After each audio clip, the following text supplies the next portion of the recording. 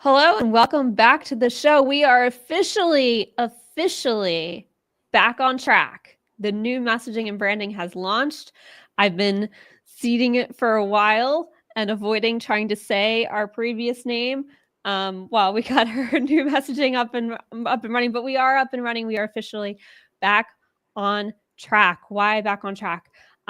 Because we are here to help founders get their marketing up and running in a way that doesn't burn their runway and their sanity. So we are going to help them actually lean into a growth marketing strategy and bring on some experts like we have today to get that done for them. So yes, we are officially back on track. Welcome to the show. I am joined by Ruth Wisniewski, Senior Director of Customer Success at Vehlo, a SaaS platform transforming how automotive businesses run. Ruth's career has been all about transformation, taking customer success teams from reactive support models to proactive growth engines. She's led through change of every stage, from enterprise SaaS at BrightEdge to scaling operations at a private equity-backed tech company. We'll talk about what it really takes to build a high-performing CS organization, how to align teams across functions, and why clarity and empathy go hand in hand. Ruth, welcome to the show.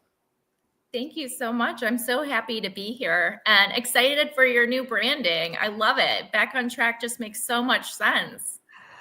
Yeah, I loved tea time. I think I mentioned this in my post. I had like sort of an identity crisis of not wanting to give that up because I felt like we built a little following. We had a little bit of, people knew the brand a little bit, but it had nothing to do with anything other than the fact that I moved to England 5 years ago. So I really needed to bring it back to center and to support the MKG brand as well. So yay, I'm glad you like it because I think it makes a lot of sense as well. And I'm a very logical person and this is jiving for me. So great to hear that it's working for you too. Absolutely. Before we get started into the heart of our conversation, we're going to do a quick warm up, a little customer reality check. Okay. The premise is I'm going to quick fire responses where you will share your gut reaction to the real world CS scenario. Oh man. Okay. You ready? All right. Yeah. You open a renewal report and see churn creeping up. What's your move? Analyze the data deeper underneath it. Why is it creeping up? Look at my exit interviews. Ooh, I like that. Customers say, we're not seeing value. What's your go-to question?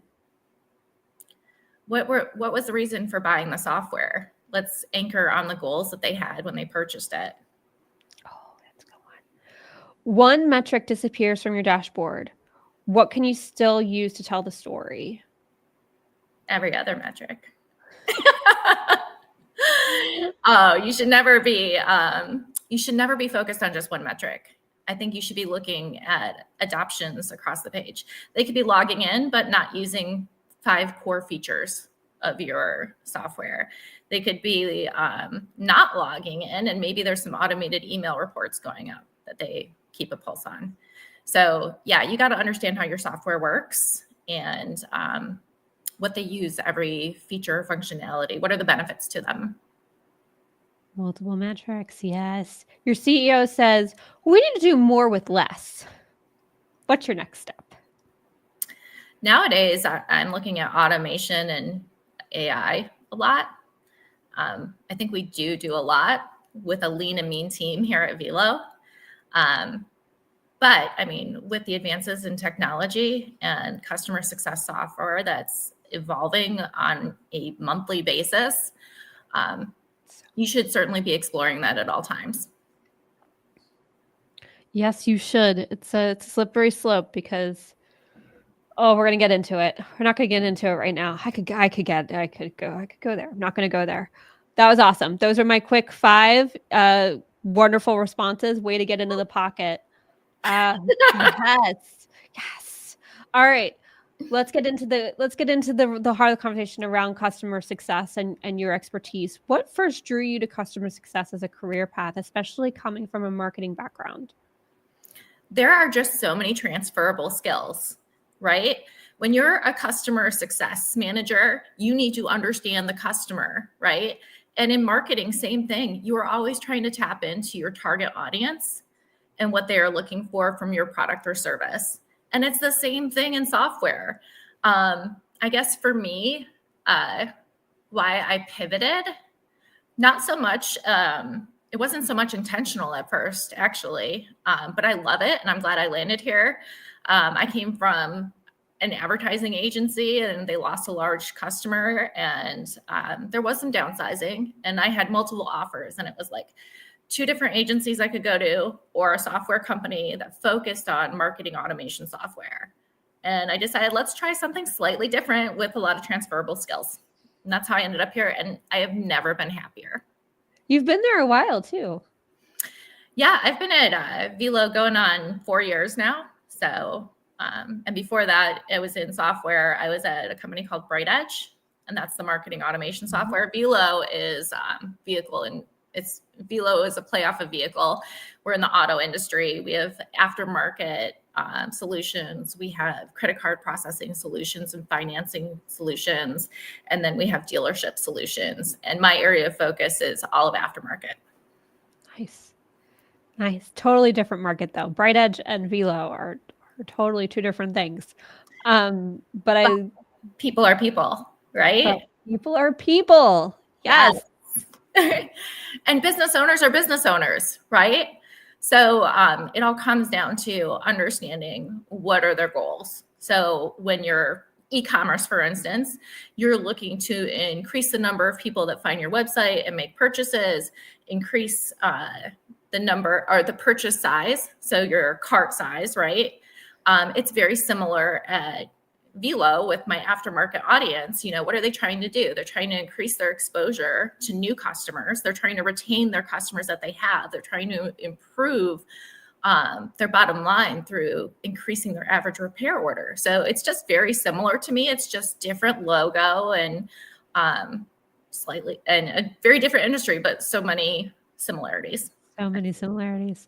What was the biggest mindset shift when moving from being an individual contributor to a team leader? Oh, wow. Yeah. When you're an individual contributor and you're a high performer, you get things done. You're used to working with a lot of autonomy, and you just own it. And there are no excuses. You set your really high standards for yourself, and then you get direct reports. And now it's now you have to take a lot of feelings and personalities and skill sets into consideration. So I think it was learning how to leverage people's strengths, helping them to build up where they might be weaker, areas of opportunity for them, holding them to high expectations, but not unrealistic, and never to my own expectations. Like, let's see what's doable, what's reasonable. You need to have work-life balance, and teaching them how to set their own guidelines for themselves, right? Like, when is end of day? Do you give certain customers your cell phone number or not? Teach them what an emergency is, or what's something that can wait till tomorrow. It's a two-way relationship, right? They don't want to be, I don't want to use the word abused, but that's the word that comes to mind, abused, and you don't want to be abused. So healthy boundaries. Healthy boundaries.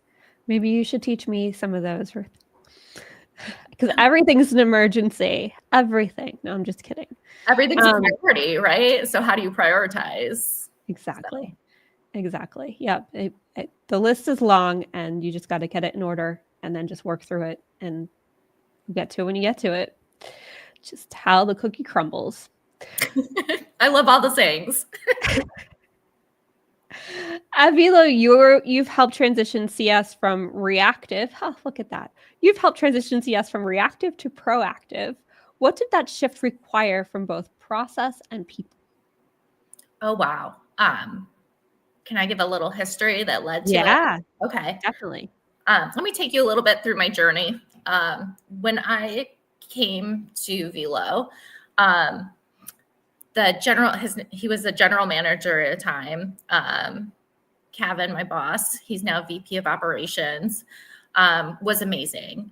I had done a little bit of a listening tour with all the products, and everybody was telling me either A, they thought I wasn't needed, this role wasn't needed, because people wanted software that was like their phone. It just worked. You don't want your cell phone carrier to call you.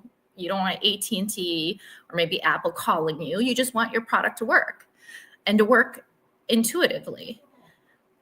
So there was that mentality. The other mentality was they thought I was going to bring about a service that was duplicative of support, right? When someone needed us, we would be here and we would give them maybe white glove service. So it really started with some education and proof of concepts to show people that there is a lot of value in being proactive. So I did a listening tour. I went to Kevin and I said, I need to know what your vision is for the org, for customer success. Here is what I'm hearing. And he laughed at me and he was like, I brought you on to develop the vision. He's like, this is your job. So for the very first time in my career, I developed a vision statement. I had a presentation on what my vision was. And I really taught the whole organization what we were going to do before we did it. And I got their buy-in that it wasn't about just getting the product to function as it could, but if we wanted to protect our business from the competitors that were nipping at our heels, that you need both an offense and a defense, right? And I see customer success as being the offense and support being defense. So in order to move down the field, you need an offensive team, same thing. So teaching them that our clients actually have goals beyond just having this software work, and teaching them something that they already knew, but it wasn't top of mind for them. And it's like what we were talking about just a few minutes ago. Business owners want to increase the number of customers coming into their shops. They want to increase the amount of business each of those do, and they want those customers to keep coming back. So if we could help them move those levers by using the right features and functionalities in our software, we protected ourselves from our competition. So anyway, vision statement, and then proof of concept was I literally started with two folks that were more support than success, and taught them the motions and the playbooks that I had been using in my career. And we got ahead of things. And we developed a customer advisory board, and we had playbooks, and then we purchased customer success software that showed us the health of our customers so that we could manage by exception. Instead of calling every single customer, we were doing it based on what the data told us. And now I think there's 43 people in the customer success org. And, about less than 4 years ago, it was the three of us, me and two direct reports. I love how much planning went into it. It wasn't just like you showed up, because you talked to, when you're an individual contributor and you are just used to getting shit done, right? Yes. You don't always sit through, case in point, I did this last year, earlier this year, I was like, I just need to launch this website. I got heads down and I did it. And then I told people it happened, versus probably should have started a lot sooner and made a plan for it. And so I love that you did your listening tour, created a vision, and then brought people along into it before you just went off and started doing customer success things. I think so often we get ahead of our skis by not doing the thinking work, thinking and ready work, right? The T and the R. You need to put the plan together, think through it, and then you need to build the pieces to get ready before you actually do the activation. Right.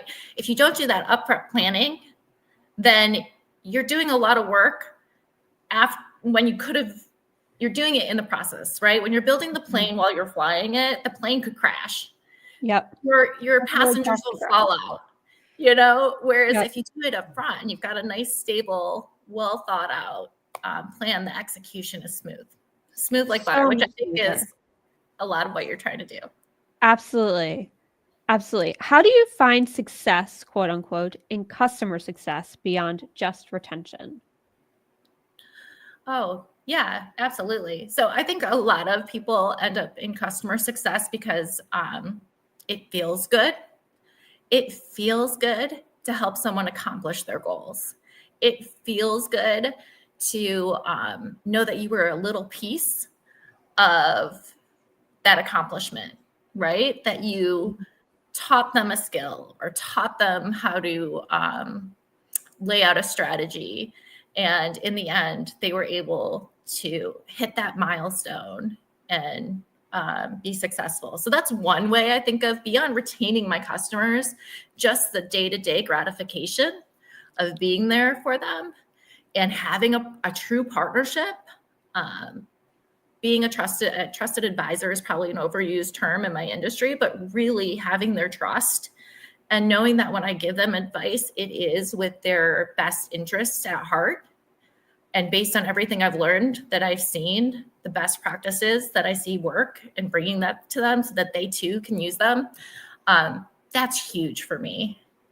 And then if all of that goes right, you've got this relationship, you've brought these best practices, the customer is retained and happy, and they're achieving what they need to achieve, then expansion happens. And sometimes that's a dirty word in customer success as well. To me, it's just a natural progression of the relationship, that when they're happy with one service, that they increase their services. And it's not a hard close. It's not putting a square peg in a round hole. It is literally just the natural growth of that relationship. So those are the different ways that I see the success in customer success. I love the good feels. I had a client call me a few weeks ago. He just hired me to only do, he was very clear. He's like, I just need a website. I was like, okay, Dave, just a website. No problem. But he called me and he was like, can I run something by you? And I was like, absolutely. He sent me over a presentation and was like, can you just take a look at this for me? I would really appreciate your feedback. I was like, absolutely. Like, okay, we're building some trust here. Things are happening. Like, you care about what I think. That gratification goes such a long way. Of course, I'm not going to charge him for it. I'm focused on the website, but he's trusting me to do this thing for him. I'm going to take the time to do that, right? So, I totally agree. The good vibes. Need the good vibes. Good vibes, yeah. And it comes back to you, right? Like, it doesn't matter that all he asked for was a website. Maybe it's 2 years from now, he's going to remember. And when he has an opportunity to work with you, he's going to want to, because you've developed a relationship and you provided value, and it wasn't all about the money. Absolutely. Yeah, I'm all about paying it forward, for sure. Mm-hmm. What's one process improvement you're most proud of implementing, and why? I actually just recently posted this, so maybe this is just top of mind for me. It was a little bit of a learning, and you would think it would be something that I realized earlier on in my career. But it's something that I call hypercare, and I got that term from project management and change management. So Chrissy Beekler is our Senior Vice President of Change Management here at Vehlo. So our strategy is, not only do we grow our current software, but we have mergers and acquisitions. So as we acquire things, that involves some transformation. And so one of the things that she has implemented in her team for project management is this hypercare period. So depending on the size of the project, the complexity of the project, there's a certain time period that after it launches, her team stays very close to all the stakeholders. And I was like, a little light bulb went off, and I was like, we need to be hyper fixated post go live for our software launches. We had just our normal cadence of reviewing data. And I was like, no, there is this critical time period that if adoption doesn't happen, you lose everything you learned. Right. So for me, it was taking a learning from another function and applying it to customer success. So now, the first 10 business days of a post go live, and in our industry, some people work Saturdays, some people have a 4-day work week. It changes. Yeah. Those first 10 business days, every day we are looking at their adoption. Every day we are checking in. You've been through the implementation period. You did the training. You successfully showed us. Now we need to see it go live in our business. So some people would, back in the day, they would go on site and they would do the training and they would be there for the opening day. And there was still that concept, but it's more than just the first day. There is this critical time period of staying very close to a customer to make sure that it's as smooth as it can be. I love that. I mean, anytime there's a new product launch, right, your cheese gets moved. So yeah. My husband and I joke, who moved my cheese? So I love that. You want to make sure that your customer is having a good experience because I imagine that's a big churn moment if it doesn't go well. So absolutely. And we were looking at the numbers. And when we looked at it, like for instance, week over week, when you have, let's say you have 300 customers to a single CSM, you can't expect them to log into their analytics and look at 300 customers daily. So we use a lot of like this segment of our customers, for instance, the recently gone live, we look at daily. And this segment of our customers, we manage by exception. Like they've gone above a certain line or below a certain line. And it's been a game changer. 300 customers, that's no joke. How many customers per team member do you try and like stick to? We segment them. So for instance, we have what we call our enterprise customers. They're MSOs with, a certain number of locations. And those, it's a very small number to a CSM. And then we have different packages with different service levels. So 300 was just a number. But there is what we call high volume, low touch. Okay. In our industry. So there's some where it would be 300 to 1. And that's a lot of automation, a lot of AI, and it has to be like a very simple application. Sure. Yeah. Yeah, that makes sense. Mm-hmm. I just love how you're talking about how it does feel very white glove, whether it is or not, doesn't matter. It's just the way you talk about how customer success should show up feels very personal. So figuring out how to scale that, it has to be difficult, and making sure you have the right balance of people to clients, and then using, to your point, AI and automation to keep it where you can focus on the client and not the minutia. Well, this kind of leads into that. How do you keep your team connected to customer outcomes when scaling rapidly?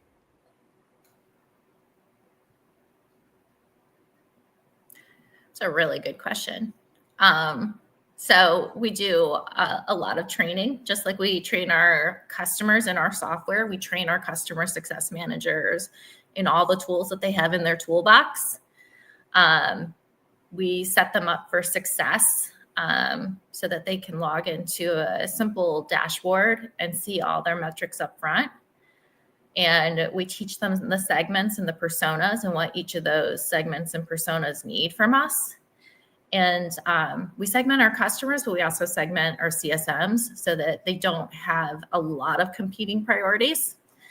I don't know if that answers your question, but we're continuing to evolve down that path, segmenting customers, matching them up with the segmented CSM who's able to align to those needs, and the software and the tools and the training to get them there. Donda Daniels is I think she's the director of learning and management here at Vehlo. She's leveraged a product called HighSpot, and she's an expert in adult learning and how to make things resonate and stick. And so we've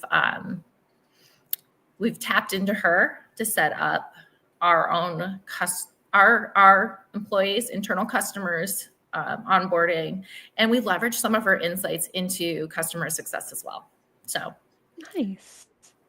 I love learning. I'm an adult. I like learning. Learning's fun. Let me expand on that too. So the team, this is just a management 101 thing. We have a team meeting once a week, and we have there's learning in it. There's best practices and sharing. There's soundboarding and strategy in that once a week team meeting. And then they all have one-on-ones with their direct managers. So, and that is, we have a phrase here.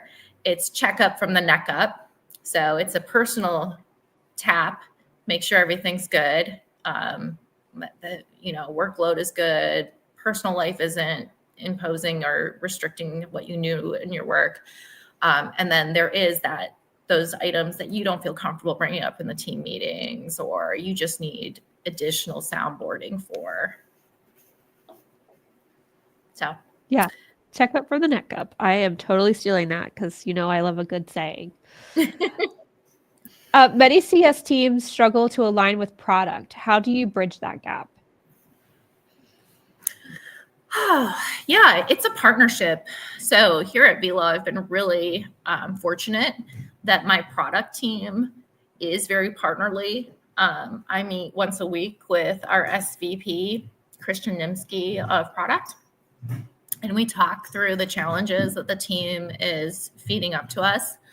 We also have a tool that we use. It's canny.io. It's a way for us to it's almost like a voting mechanism for feature requests and product requests. I think I mentioned the customer advisory boards that we have. So we have influencers in each of the products, like customers that are well networked amongst each other. They're usually big advocates. The customer advisory boards are a way that we are able to give the product team visibility into customer concerns, how the industry is evolving, so that we can meet that with our development. That's worked a lot.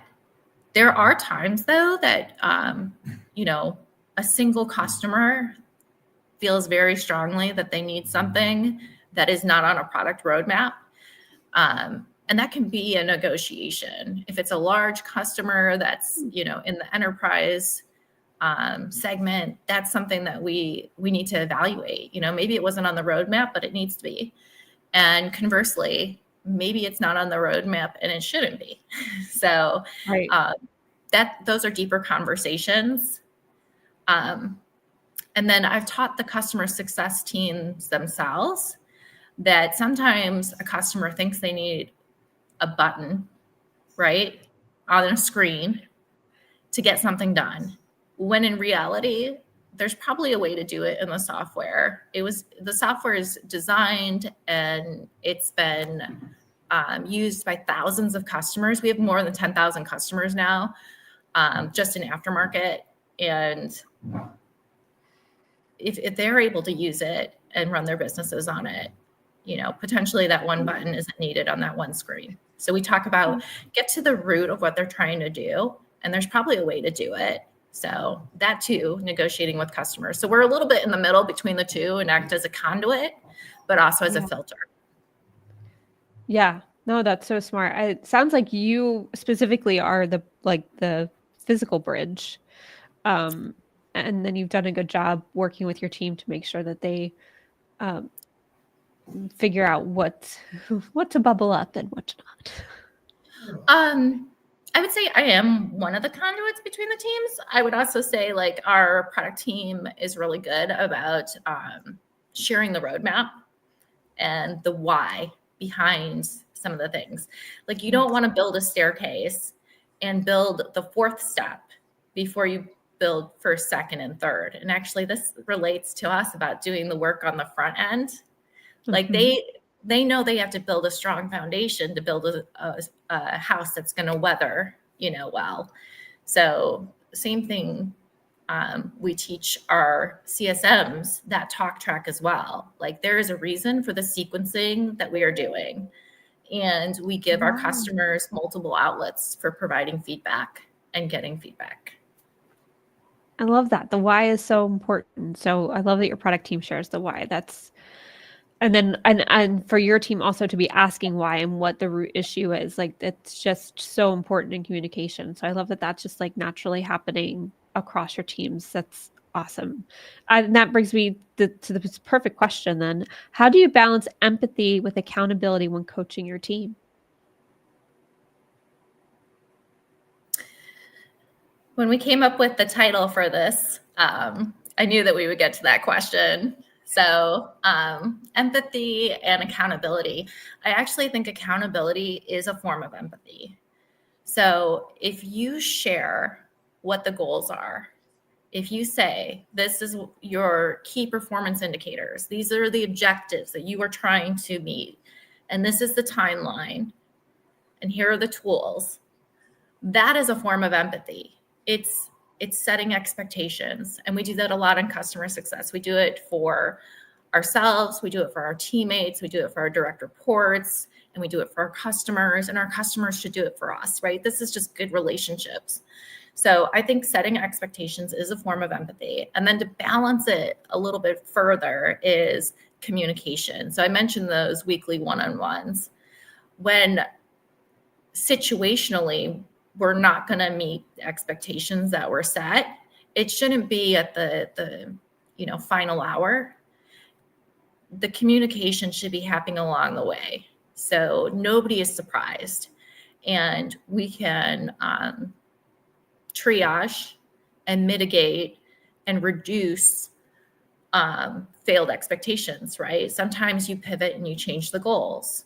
Sometimes you pivot and reduce workload. Sometimes you pivot and provide more tools or more resourcing. So the failure happens, and when people don't meet expectations is when they don't communicate. And that's coaching that happens on a weekly basis on my team. So. Yes. Oh my gosh. You've built it in like every step of the way. I have to say, it feels so counterintuitive to put clear expectations in place and to hold people accountable. It feels like I don't know what it is about our society that it doesn't feel right or good. But when you start doing it, you're right. It is totally empathetic and the right thing to be doing, because when people know and have clear boundaries of what they should and shouldn't be doing, it actually makes their job so much easier and takes so much guessing out of it, that they're so much more productive and so much happier in their jobs. We have these things called role matrices, where they know not only the role that they need to play today, but how to get to the next role and what those roles and responsibilities look like, so they can always be playing up and looking to that next place of where they want to go. And it's all outlined, right? And it felt so weird to do. I was like, we're writing this down. Is this even what we should be doing? And it's like, yes, because now people know, and they don't have to guess or wonder when they're going to get promoted. When they hit all these check boxes, that is their moment for promotion. And there it is, right there. So, yeah, I think that piece of actually being clear is kind, creates a whole world of empathy. Have you seen, I mean, from the companies you've been at, have you always experienced this level of accountability and empathy, or is this sort of new to how you specifically wanted to build this team? I think that I saw a lot of pieces, parts throughout my career. I'll just confess to our audience, I was a little bit of a job jumper early in my career. and I got exposure, or what would some people would call a job jumper. Some people might just say I was ambitious or easily bored. I had jobs every 2 years for a while, and I took a lot of that learning. I also, speaking of learning, I am a voracious reader. I'm a speed reader, and I'm very interested in human psychology. So I took a lot of that to build the team, but I also got to give a lot of credit to Vehlo. The senior leadership at Vehlo, when you look at our C-suite and you look at our VPs, like incredible leaders, and they have put in place a lot of structure that I was able to build on for my particular team. Incredible leadership here. I don't get to say this often, but I have so much respect, and sometimes I'm in awe at how strategic they are and smart and still incredibly empathetic. So. So good. You've mentioned clarity through communication as a leadership principle. What does that look like in action? So everybody learns differently. Everybody communicates differently. So I think it's using more multiple channels and making those channels predictable, right? So I have my weekly team meetings. I have my one-on-ones. My management team does the same. They have weekly team meetings. They have one-on-ones. As an organization, the senior leadership, we have a town hall every quarter, and we have monthly syncs by product. So that predictability in the schedule and the using multiple team meeting formats is one way. But it's not just about meetings and different cadences and frequencies and understanding who presents at what. It's also, there's verbal communication and there's written communication and sources of truth. So for us, our SharePoint site and HighSpot, which is the garage, which Donda, I brought up, that education system. SharePoint and the garage are our sources of truth, our channels, everything that goes into Slack, because a lot of people are focused on that instant communication. That is another form of communication, and then email. So anything that goes into a meeting is recorded, which is posted in Slack, which is sent in email, right? And there's just this consistency that helps bring clarity. So. Yeah, I love that. We have a similar process where every channel has a communication role. Every tool has a communication role responsibility, right? So internally, we don't send anything through email because that's for the clients. We only want to make sure that we're getting information from clients through email so that we're not clogging up the inbox. And then internal communication is happening instantly through, we use Zoom chat, although there's talks of moving back. Anyway, I'm not going to get my two hopes up. There's so Zoom chat is where we do our instant communication, and then Asana is our product management tool, which is where everything happens in relation to a specific task. And so if it doesn't need to be immediately addressed, to comment in the task and get things resolved asynchronously there. And then obviously we have meetings to discuss bigger strategic thinking and planning that way. So I totally agree that in order to have clarity in communication, you first need to understand where you're communicating and how you're supposed to communicate, and then be able to make sure that it's consistent across all of it. So, man, I mean, we're just a small little 12-person company, so I can't imagine all the tools that you have to communicate across on your end. And you mentioned that you were just listing off the meetings alone, and I was like, oh my gosh. You do get work done, right? Or are you just in meetings all day? I definitely have my share meetings, and definitely got to get the work done too. So it's a balance. How do you, maybe you have a template or something, just, a quick tip for folks here who have, this could have been an email. When you're in that many meetings, I'm imagining the way that your company works, given how efficient they are, every meeting matters. So what do you, how do you make sure that the meetings are productive and efficient? Oh my gosh. So many. I definitely leverage on my team and throughout that every meeting has an agenda and every meeting has a recap. And action items have to have a signed person and a due date. So I can't say that everything is perfect. It definitely isn't. But like we actually brought in a project management team. We have the transformational team.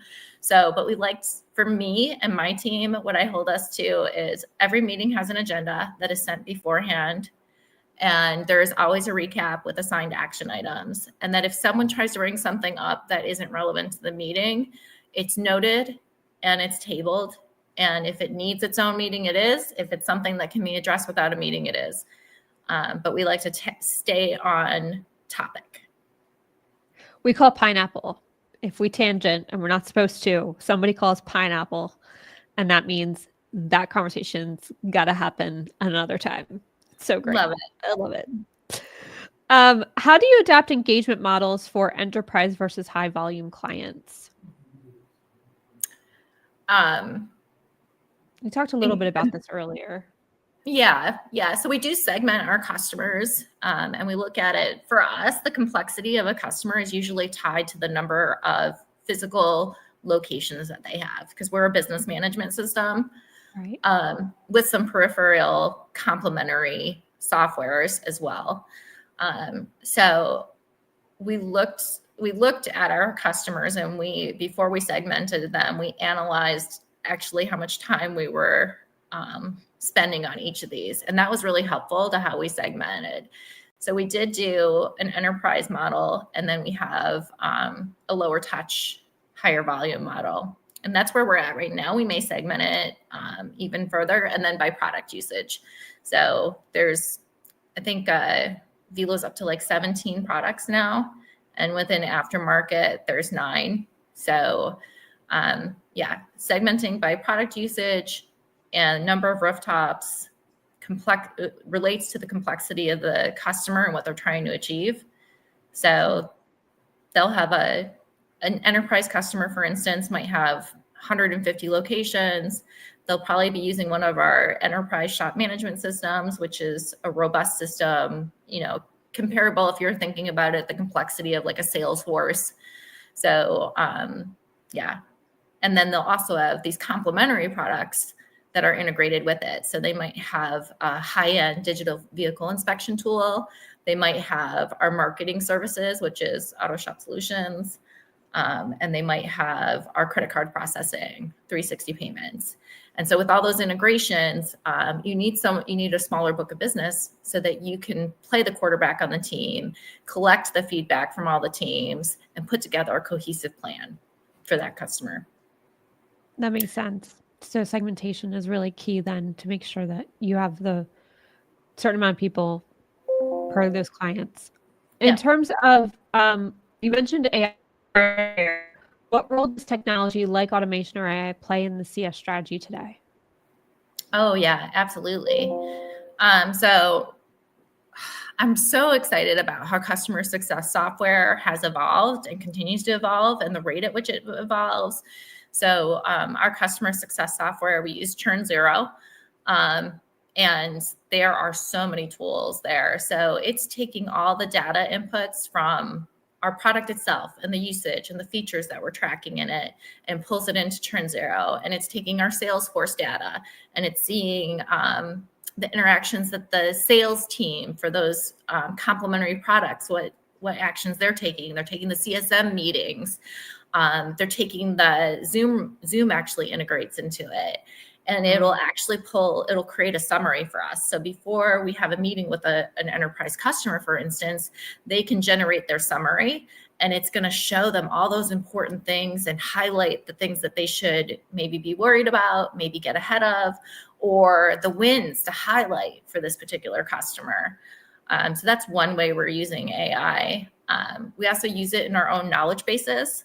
So if you're looking to search for something, instead of having to, figure out what the keyword is, you can put in the question. It's going to give you the answer. It's going to show you those actual pages that it pulled those answers from. Similar to like when you go on Google and do an AI chat, and it's got the resources linked to it. What else do we use? We use Fathom. So when we do, Fathom. I love Fathom. When we do a meeting with a customer, we ask them if it's okay to record it using Fathom Notes. And my enterprise team has the unfree version. I'm forgetting which one we have, but it pulls in, like, it has the different models. You can do the chronological notes. You can do the project management notes. We typically use the project management notes, so it automatically pulls out those action items for us, and that gets put into turn 0 so that we never, I shouldn't say never, so it's less likely that we'll miss an action item.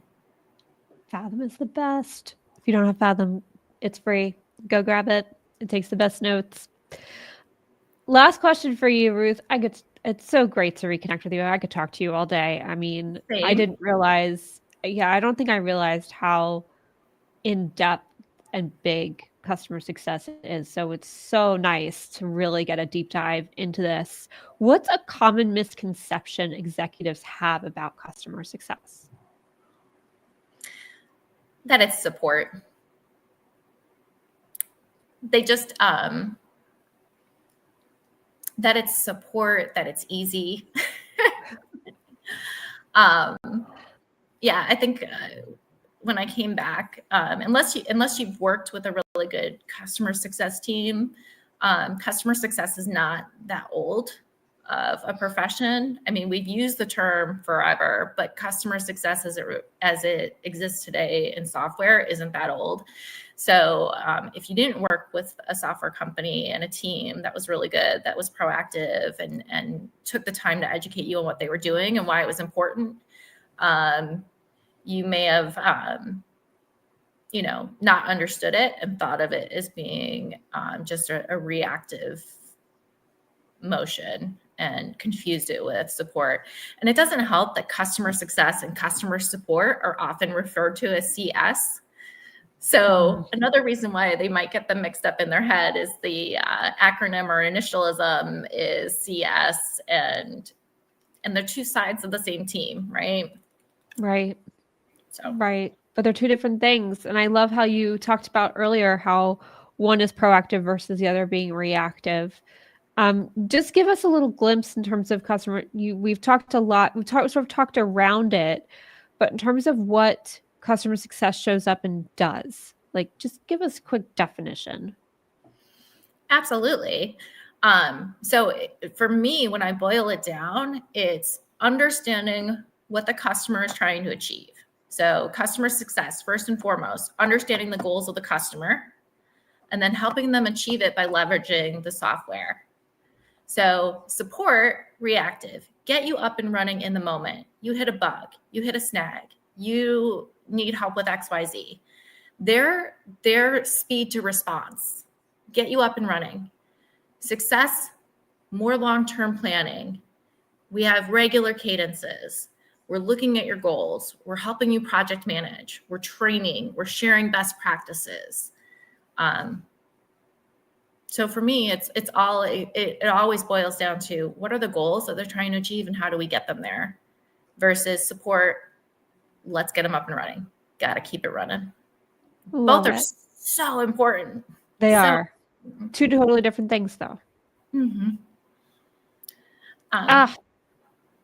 Ruth, we are at time, and I want to be thoughtful because you have given me more than enough, and we're going to have clips for days. It's going to be amazing. I can't wait to reshare these.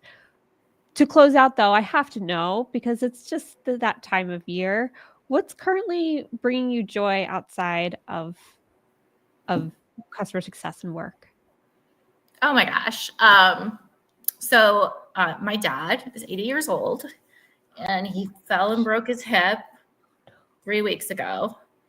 And on Sunday, I got to pick him up from rehab and bring him home, and I get to spend my days with him, and just knowing that, the modern miracle of, healthcare today, he has a new hip and he's able to walk around the house. And to me, that is so joyful. Yes. Yeah. Yeah. Way to get back on your feet, Dad. Oh, I love that. I love that. And yay that you get to spend time with him too. I think that's. Oh, and one more thing gives me joy. I'm going to bring him on screen. Yeah. Oh, do we have a furry friend? This is my new rescue cat.